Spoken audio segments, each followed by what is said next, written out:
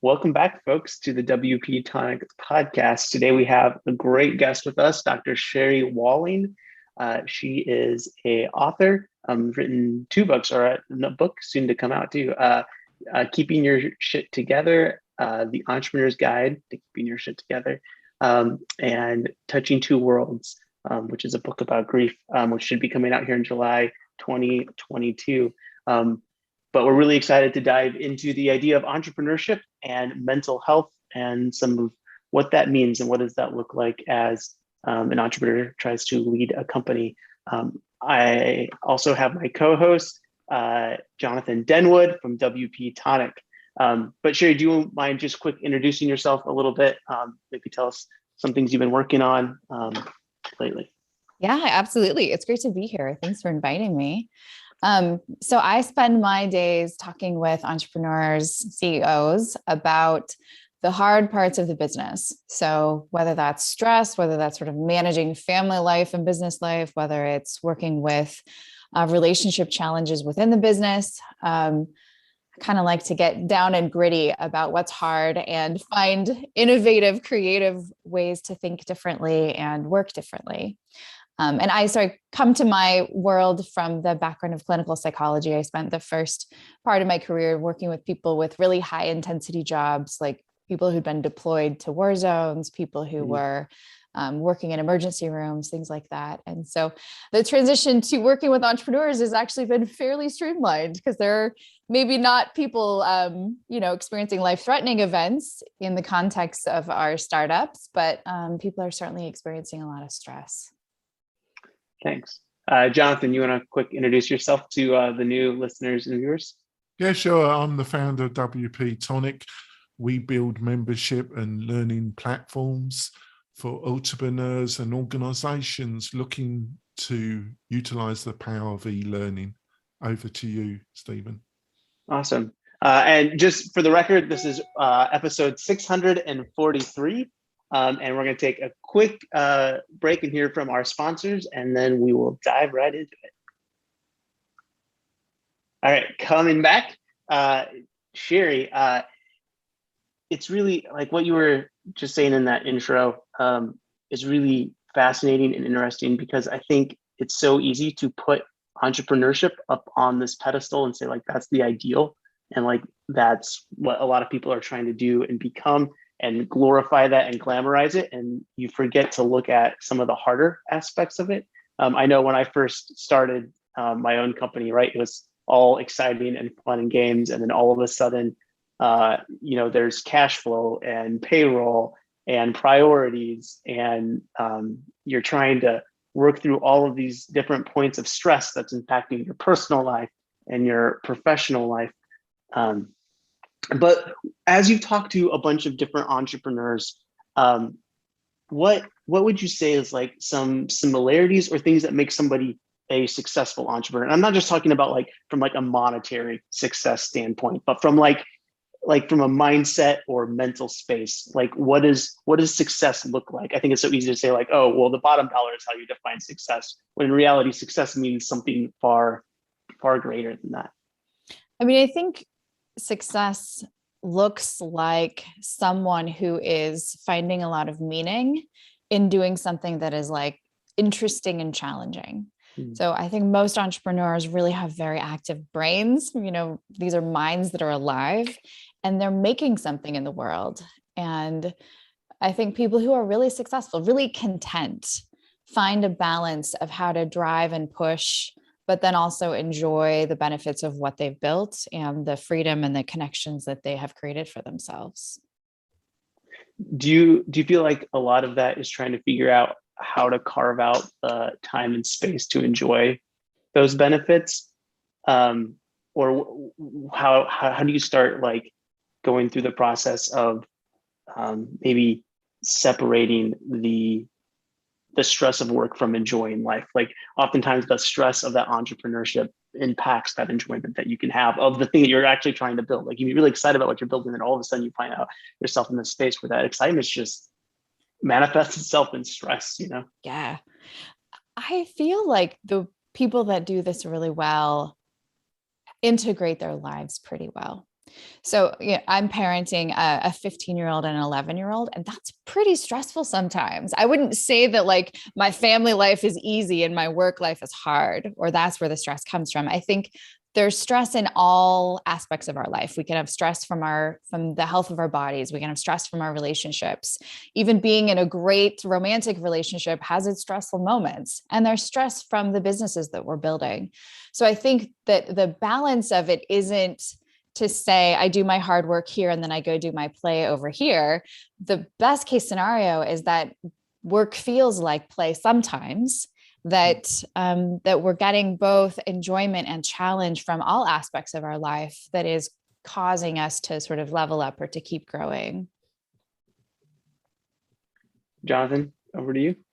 Yeah, I think that's interesting. I've got this question about spectrum conditions, because obviously I suffer from, I was going to say a word that I don't like using, Sherry. I have dyslexia. And I've noticed, and I was wondering if you've noticed this yourself. I've read a few studies and a few that there's a high proportion of people with spectrum disorders that are entrepreneurs, that have dyslexia, mild autism, other spectrum conditions. But I think in the popular media there's a misconception about spectrum conditions in general, and maybe you'd like to comment on that. And do you think there's a lot of entrepreneurs that have a kind of spectrum condition? We'll answer the latter question first. There aren't a lot of comprehensive research studies looking at sort of mental health within entrepreneurs. The one that I'm most familiar with was done by Dr. Michael Freeman, who has an appointment at UC San Francisco. And his study found that there was a higher prevalence of ADHD and bipolar disorder in entrepreneurs compared to the general population.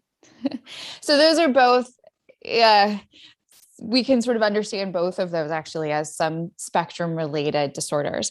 What I think is really interesting, and just a little side note, I don't love using the word disorder, especially in this context, because I think what I'm about to say is that some of this divergent thinking, these are brains that are wired differently. They are functioning on the tails of the normal curve. So if you remember your statistics class, that bell curve, when we're talking about a brain that's looking really different, it's functioning at the tails, either sometimes in an advantageous way and sometimes in a problematic way. But that divergent thinking, that ability to put pieces together, to see patterns, to look outside the box is a superpower for a lot of entrepreneurs. Of course, it also has its problems, which is why it ends up in books like the DSM with a disorder tag behind it. But when it comes to entrepreneurship, neurodiversity can be an incredible asset. I don't know if that lines up with your experience, Jonathan, but. Well, kind of, and doesn't, because I don't want to downplay the difficulty that a lot of children that have dyslexia face in the American and British education system, nor do I just want to classify those difficulties to apply to children that have dyslexia, because you are kind of round peg being tried to be rammed into a square hole. And that produces a host of problems. But do you also, just do a follow-through question, do you think it's also, because I have read some studies where it does seem to be a high proportion of people that have dyslexia and other conditions that are entrepreneurs, but is it also a similar situation that ethnic groups can find themselves, like, you know, some Jewish populations or Asian populations have concentrated in certain industries or certain sectors because they've been discriminated against, and they've only been they've not been allowed to go into the profession, so they concentrate in entrepreneurship or business ownership? Could it be just that factor? I mean, I think there's how people decide what vocation they choose and how people decide to become an entrepreneur is a pretty complicated process. Yeah. And one of the predictors of whether you become an entrepreneur is someone who has had a successful business. So if you're growing up in a community where there are people that are around you, your aunts and uncles, maybe your parents who have been business owners, that pathway suddenly becomes much more available to you. And there's a known track record, there's practical help, which is why we do see entrepreneurship show up in certain communities or within certain families, because, hey, there's a pathway for that. When I was growing up, I didn't know anybody who ran a business. My parents were teachers and pastors, and they were operating within these very traditional structures.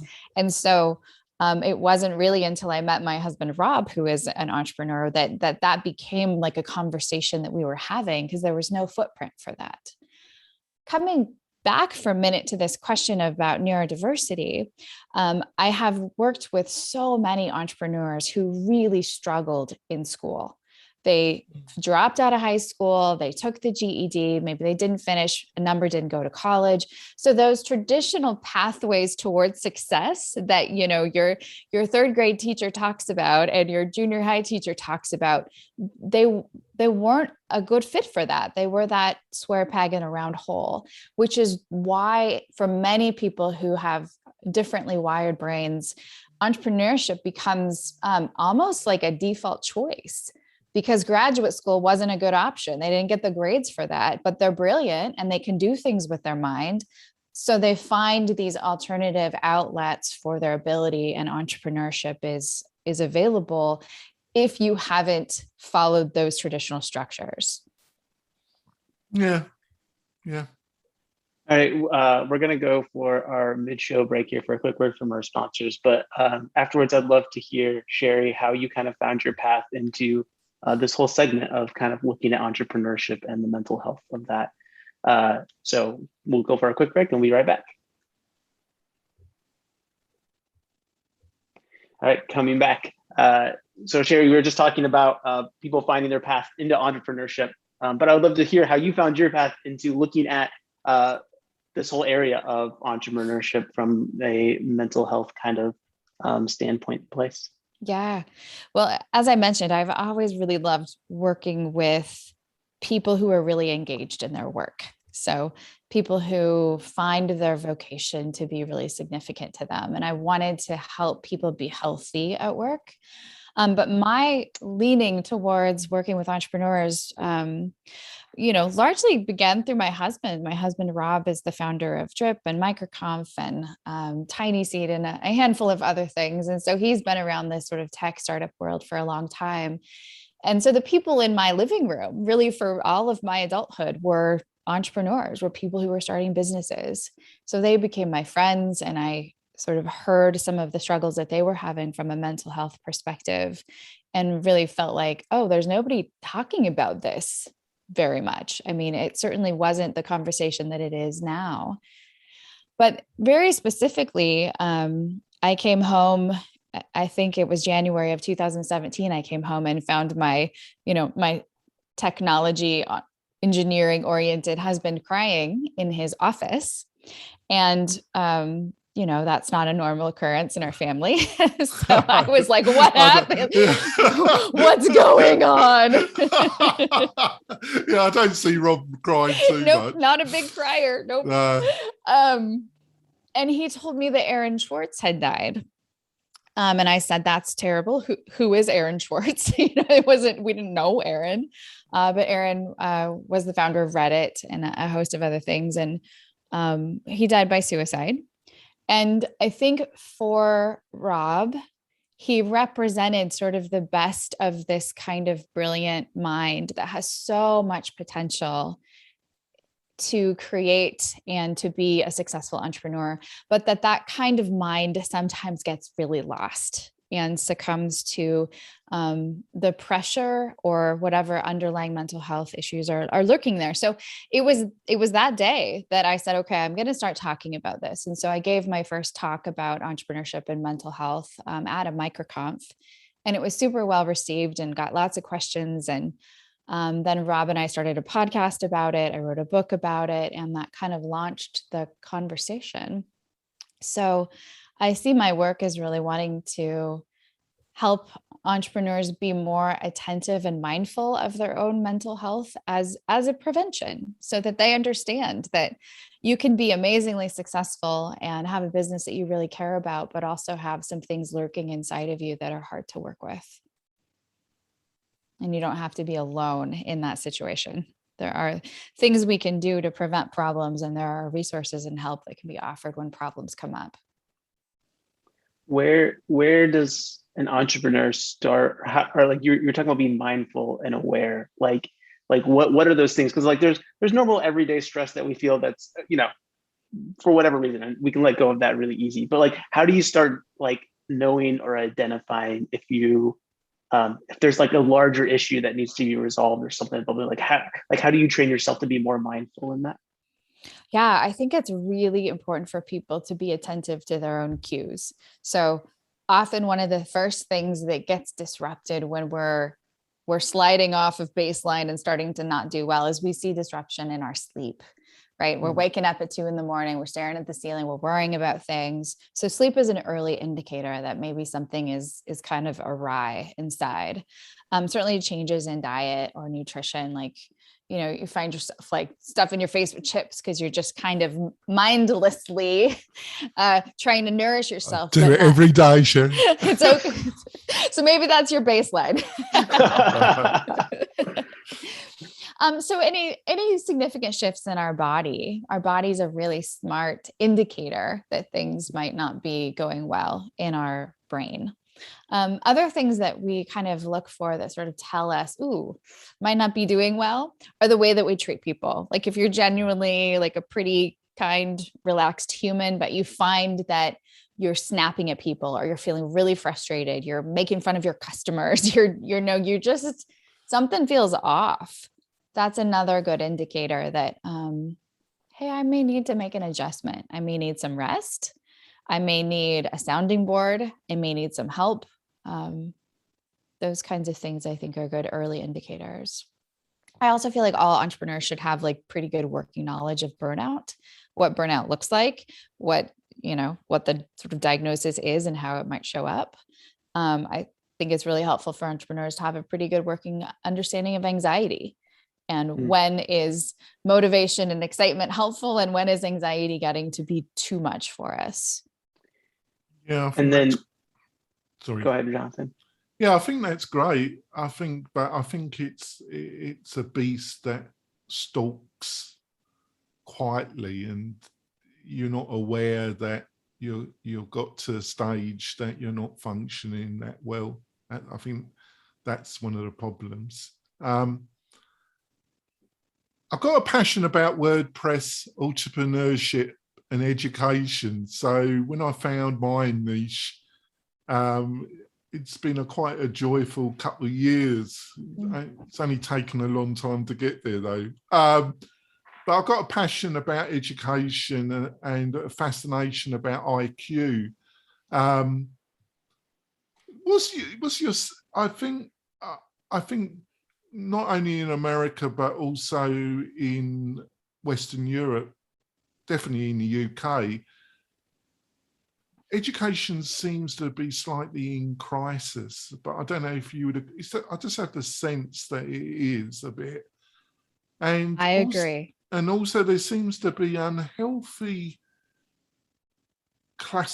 trying to classify everybody through IQ exams or tests. But when I studied a lot of the history of IQ testing, it seems quite a lot of it is what I call, I've just lost the word. It's a bit suspect, a little bit iffy. A lot of the product of the military-industrial complex. Well, I wasn't going to put words in your mouth, but pseudoscience. It's based on a lot of IQ, the history of IQ is, I would classify, comes from the area of pseudoscience, but I'm not sure if what's your feelings? I have lots of feelings. I do agree that education is really probably not serving many children well. And I would argue that education is problematic because of the lack of differentiation. So we have kind of teaching to the mean. And so kids on the tails, again, whether kids are struggling with a certain subject or kids are excelling and ready to move faster, those two groups of children aren't being served super well. And of course, the history of education is, to sort of raise the general population to a certain level of ability so that they can work in factories and vote and things like that. But the lack of differentiation, I think, is really leaving a lot of kids listless and behind and bored and those kinds of things. So that's where I think that the question of IQ does become interesting, not because of IQ in and of itself, but a question of how do we effectively differentiate kids and meet their needs according to what's possible for them and what they're capable of achieving. And there's no great way to do, I mean, that's a complicated question. It's a problematic question. Oh, it came from me, Sherry. Most of the guests are exposed to my crazy mind. But IQ, traditionally, at least my understanding of it is that it was really a way of trying to assign soldiers to different kinds of jobs. So it was designed to differentiate people in the military who could do certain kinds of work versus people who should peel potatoes. And to do that quickly and fast so that soldiers could be assigned effectively. Yeah, but I would just be assigned for peeling the potatoes. I would too, I'm sure. I'll see you in the kitchen. Yeah, I'll just be in the kitchen. Not the baddest place to be, though. Over to some of the best times IQ does. Go ahead. I was going to say some of the best times I've ever had was on kitchen crews. We might be the happiest crew. Yeah. There's less mental stress when you could just take it out on a potato, Yeah. You can take out that internal stress. I think IQ testing as it exists now is one indicator of differentiation, is one indicator of what a brain can handle. But it's very narrow to certain kinds of intelligence. It doesn't capture kinesthetic intelligence. It doesn't capture relational intelligence, emotional intelligence. All of these other things that we know are super important to success are not captured in an IQ test. So I think it's a useful measure among a bunch of other measures to help us understand how an individual is functioning. Yeah, I think before we move on to the next question, Stephen will put to you, I think a good example of that is Henry Ford, who had severe dyslexia. And actually he was shamed, but he was taken to court and he was asked if he had ever read a book, and he had to admit that he had never read a book in his life, and he couldn't actually read or write that well. But he is one of the original industrialists, inventors, even though there were aspects of his personality that were particularly unpleasant when it comes to his ideas around racism. But I think that's a really good example where, obviously an individual that's got enormous drive and capacity doesn't really fit into the norm. Yeah. Over to you, Stephen. Yeah. IQ is interesting. What you were saying, especially like from its roots, because the function that it was supposed to serve, right, was to sort people really fast in a way that needed to happen fast. And there wasn't the time and resources, but all of a sudden it's somewhat of a metric that more historically, I guess, is used to determine somebody's outcome, where you don't need to sort, 10,000 people in a day. It's used in a school system or whatever. Less now, thankfully, but more historically, I guess. Something that I kind of wanted to talk about a little bit was social media and perceptions. This kind of goes along with the IQ idea too, that it's almost a requirement, it feels like, as an entrepreneur to be on social media. There's so much marketing and conversations and stuff that happens on there. And we've heard a lot of stuff about, kids comparing themselves on social media, how it damages one's perception of themselves. But I think also, like, as an entrepreneur, somebody in business, there's been moments in time where I have felt like really bad about myself because of what I've seen, or the optics of what I've seen, like somebody's business gets acquired, right? Or I decided to work for a company versus another company, and then they just, get to the IPO stage. You're like, oh man, if I would have made that, decision, and the people that are, are set for life now. How, I guess, like, as you're thinking through, like, watching for like that baseline that we were talking about a while ago, and like swings, and like to make sure you're mentally okay, there's still this requirement to engage in this world that makes it hard. How do you siphon through that, or figure out how you can engage in a world that like still makes you feel things that you don't want to feel sometimes? Oh yeah, it's a struggle. As you mentioned, I have this book coming out, and the book got purchased by a publisher. I self-published my first book, but this book is going a professional, or a more traditional publication route. And I mean, the amount of scrutiny that the publisher placed on my social media, I was like, I have a PhD. Like, do you care about that? They're like, no, how many Instagram followers do you have? Like, that was the metric of my value as an author. And I was like, this is so ass backwards. Like, this is terrible. So anyway, I feel you in the social media woes. I think, the sort of rule of thumb with how to have a healthy relationship with social media is sort of like how you would have a relationship with 17 magazine when you're a kid growing up, is use it sparingly, a couple minutes a day, pop on, check the news feed, make a few comments, leave some messages for people. So have some limits around how much and how long and those kinds of things. I have found some fun and satisfaction as a content creator. So thinking about, how do I make that sort of pithy, clever tweet? Like, so letting it be a creative outlet as much as possible, rather than a high pressure outlet. This is probably not great social media strategy, but I think a lot more about what I'm putting out there. And then I check people that I really care about. And I don't use it as a source for news or for sort of information from more general sources. So being very specific, I guess, with how you're using social media can be really helpful.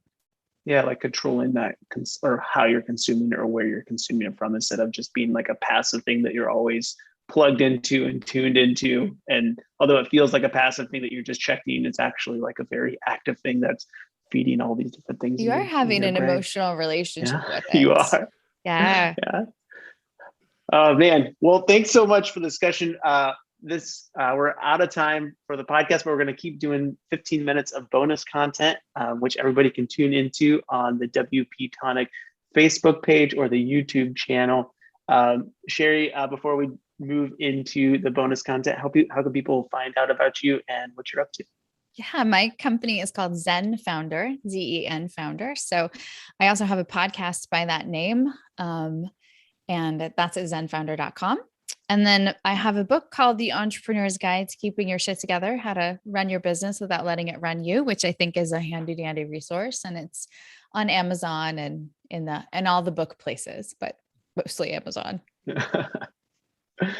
And Jonathan, how can people find out more about you? Oh, that's easy. But I just wanted to say that I was very moved by your episode about your brother, Sherry. I think it's episode 220, and your eulogy for your beloved brother. Yeah. I thought I was very moved by it. Thank you. So, over to you, Stephen. Did you want to let people know how they can find out more about you, Jonathan, at all? I'm not sure if they should, really.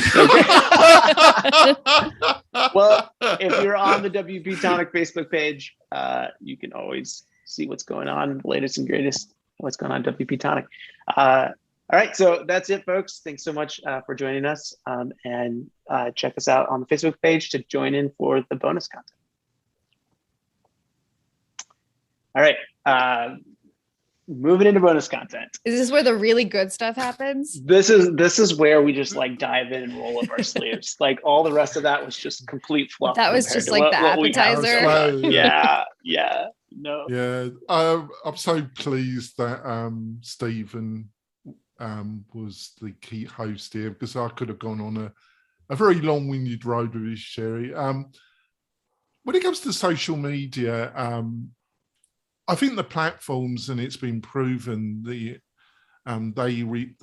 look for certain types of engagement, and then they encourage that type of engagement. But there's a new I'm just going to give you a quick little story here, Sherry. It will become clear why I'm doing this. Hopefully, there's a page editor in WordPress called Gutenberg, and it's based on the Gutenberg press. And the people that developed the Gutenberg press, they thought, oh, you know, before the press was invented, the Bible had to be handwritten. And it was all in Latin, and you needed a priest that could speak Latin, and he would interpret the word of God to the masses. And they thought, well, we can print Bibles in native languages.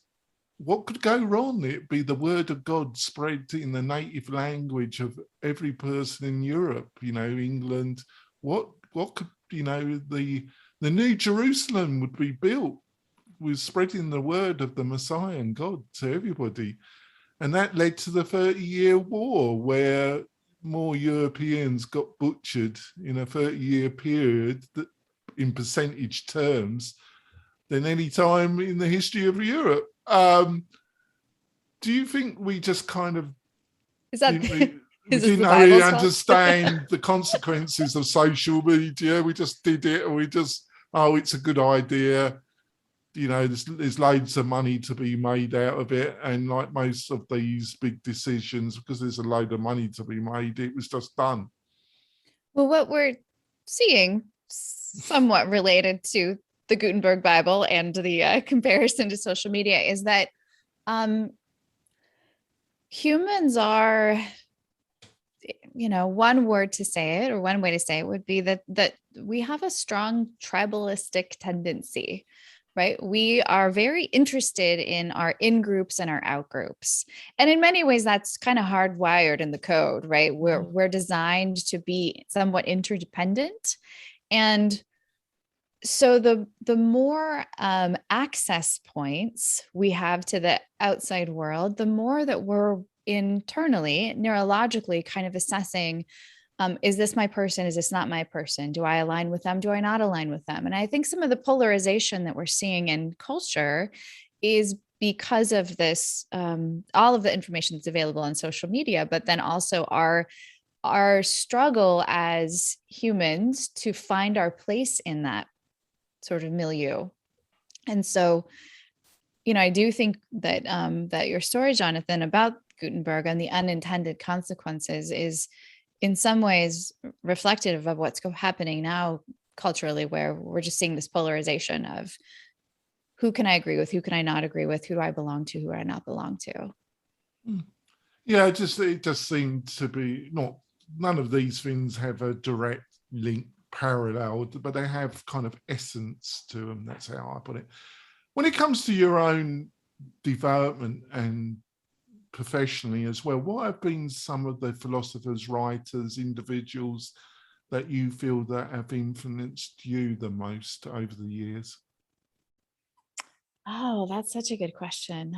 There really have been a lot. I have loved Madeleine L'Engle as an author. She wrote the Wrinkle in Time series that, you know, I've read as a child, but has also written some nonfiction that has been really meaningful to me in my own sort of development as a human. My goodness.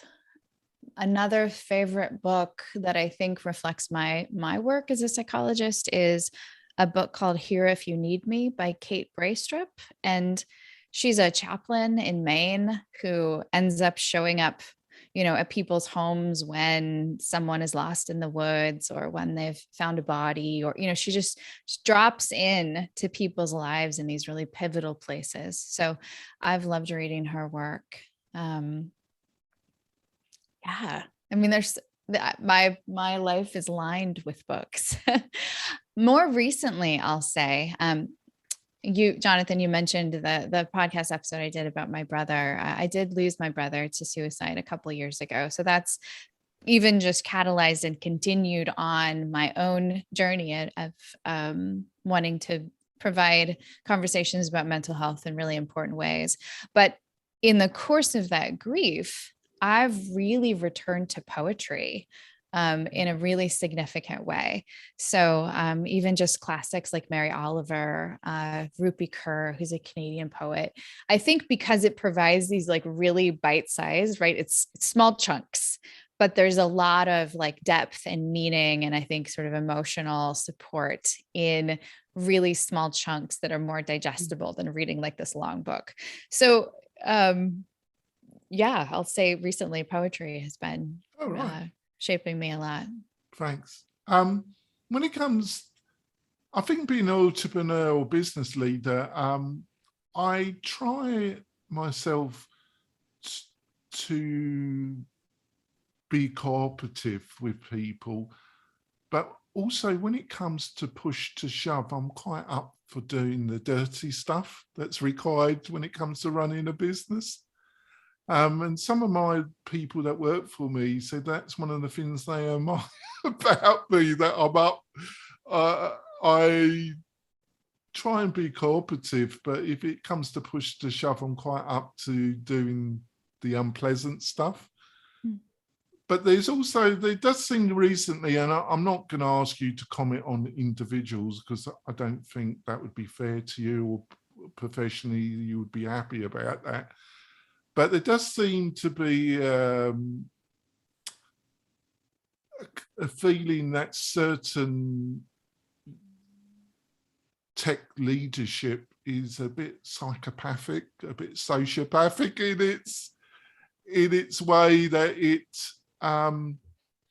or there seems to be a lot of willful indifference. There seems to be a lot of boards and advisors, and they may count there's something, but they're quite happy to count the green and be willfully indifferent to the obvious bad situation. Do you think there's a lot of that going along, or has it always been that way and I'm just waffling, really? I mean, human greed has always been with us.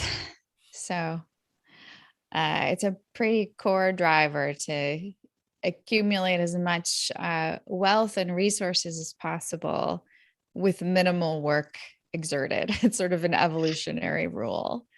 I don't know, in terms of the landscape of the technology world, I, in many ways, feel quite encouraged by the level of empathy and conversation around social consciousness.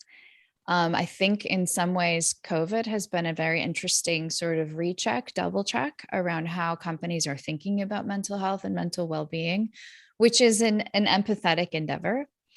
So I'm not totally disheartened by the landscape, but again, I think you can look at the same stories from different angles, and it's always difficult to draw broad conclusions or overviews around a collection of companies that are all individually unique. So to get to start to our first question, what have there been, with all the conversations you've had with entrepreneurs, are there any kind of key personality traits that you've observed that most of them, I know it's very difficult, but has there been any key personality traits that you observed that a lot of them have? Yeah, and there's some really interesting research about this, personality traits in entrepreneurs. One of the common trends is conscientiousness. So I'm using language from the big 5 personality scale. It's just one of the many personality scales, but it's often used in research. So entrepreneurs do tend to be pretty conscientious. They're pretty attentive to detail. They are people who are paying attention. Another trait of entrepreneurs that shows up quite a lot is openness to new experience. I like this one because I'm very high on this quality, which is like, what's possible? Let's try that. Let's A/B test this. There's this sense of being willing to try things that tends to, be a pretty important quality in an entrepreneur. Entrepreneurs do tend to be pretty optimistic, right? They have that sort of personality factor of like, it'll probably be okay. Even though I'm sure we all can think of examples to the contrary, entrepreneurs generally believe that it's possible to make things. They're able to attend, they're conscientious, they're able to pay attention to the details, and they're willing to try things. Do you think that also, it was very evident in my father, it's one of the things that I admired about him, but also I have a certain philosophy of life, that I have a certain attitude. I don't want to go into politics, but I lean to the left, yet I've always been a business owner, an entrepreneur, so it's a little bit contradictory. So there's no party for you? Well, I come from the tradition of English socialism, which is based on religious and also George Orwell, and a very different tradition where that word socialism has a connotation here, which is totally different to if you utilize it in Britain. Mm-hmm. So I like using it when I'm meeting new American, when I'm having the discussion, because I love to see their reaction. So I tease them a little bit, but and I'm losing track where I was taking this actually. You're talking about your father. Yeah, I was talking about my father. And your life philosophy. Yeah, what I meant is, it's a bit like what Friedrich Nietzsche said. If you're an empty vessel, somebody else's ideas will fill it. People say to me, I am not political, I have no philosophy. And I always think, well, what you're really saying to me is you're taking up somebody else's. And there seems to be a lot of group think around at the present moment. And as an entrepreneur, I think a lot of entrepreneurs, the thing that I see is, and with your husband and other entrepreneurs, they're the opposite. They look at the facts, or they make their own opinion. They're not the followers of the group think. Do you think there's a lot of group think going along? I do. And I think that is somewhat driven by our early conversation around social media. I also think that although we have so much information at our fingertips, there's a lot of confusion about how to get good information and how to parse information. So, I think, again, the pandemic has been sort of an example of like just utter confusion. Do we mask? Totally. Do we not? Do we this? Do we that? Like, even in these systems that traditionally we've been able to trust, there's been confusion. And that, I think, is quite a crisis of intellectual. It's a crisis of being able to make your own decision when you don't trust the data that's available, or you don't know how to read the data, or nobody understands the data. So, well, I think you've touched something so powerful there, because I think I've listened to various people about the pandemic and about the vaccination and the virus, and people that I respect have come out in positions that just astound me. And they state, well, this expert has published this report or this document and this one, and I'm not questioning the honesty of the individuals or the experts that publish report, but people don't understand that, yeah, it needs to be given real credence. It needs to be published in a well-respected journal, and it needs to be looked at by other experts and checked over and discussed. Every expert could have an opinion, but it doesn't mean that they're right. Yeah. That's the whole point of the scientific process, isn't it? But people seem very naive. Do you think that's probably back to my previous question, that they just don't understand how the process works, really, do they? Yes, but I do think, and I would consider myself a scientist. Yeah. I do think that we can't remove bias from science. I think there has been significant damage done, for example, by the study or the publication of a study that implicated vaccinations in autism, which was fabricated, but yet circulated in a reputable journal. Yeah. And it's still circulated. I don't want to be, well, it's America, so I've got a level of free speech, but the individual that was involved in that, and he is swanning around America and going on various chat shows and other media spouting, but that's up to him, isn't it? Yeah. And again, not to totally undermine the system with cynicism, but when we have big dollars driving research, the questions that scientists are asking and the way that they're examining them they're always vulnerable to bias. So again, don't forget good old human greed as a driver. And so I do think that there's the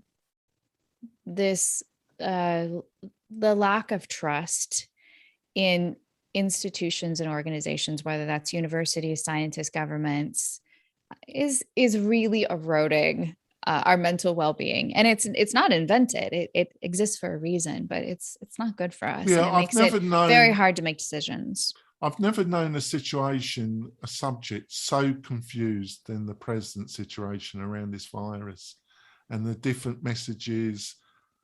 I like to study something and come to a rational, but to say that even I'm totally confused about the situation, I can't blame the majority of the population being totally confused, because I'm pretty confused myself. So, and the higher the stakes and the more money involved, the worse the sort of information is going to be, the more vulnerable to bias it will be.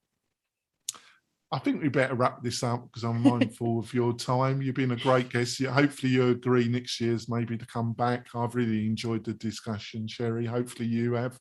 You've been a great guest. I've thrown some really difficult questions. You've coped with them with ease, which I thought you were going to. And like I say, hopefully you agree to come back on the show sometime next year. We're going to end it now. Stephen's been really patient. Thanks, Steve, for your generosity, for letting me ask a few questions in the bonus. And we'll be back next week with another fabulous guest. We'll see you soon, folks. Bye.